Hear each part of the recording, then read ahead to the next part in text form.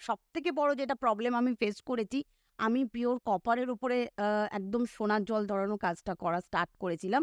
কিন্তু সবাই আমরা মানে এমনি ইমিটেশন জুয়েলারিগুলো হুম, যেভাবে চিনি ওগুলো একটু কম দামের হয়। হুম, যথেষ্ট চিপ রেটে হয়।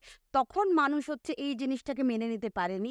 ২০১৫ তে যখন আমি লোকের বাড়ি, বাড়ি গিয়ে আমি একটা এক বক্স গয়না নিয়ে লোককে যখন দেখিয়েছি, তখন ওই লোকের কথোপকথন বা আমাকে যেভাবে ওরা নিয়েছিল, ওটা মানে আমি একটা মানে আমার ফ্যামিলি ব্যাকগ্রাউন্ড হোক মানে আমার যাই হোক, অনেক বাজে কথা আমাকে শুনতে হয়েছিল। এবং সেটা আমার কাছে খুব চ্যালেঞ্জিং ছিল। সবথেকে বড় চ্যালেঞ্জ ছিল লোককে বোঝানো যে আমার প্রোডাক্টের কোয়ালিটিটা কিন্তু ওই রাস্তার ইমিটেশন জিনিস নয়। এটা হুম, একটা হাই কোয়ালিটি প্রোডাক্ট এবং আমরা এটা সোনার জল ধরাচ্ছি। এটা জিনিসটা সম্পূর্ণ আলাদা। আপনারা ইউজ করুন।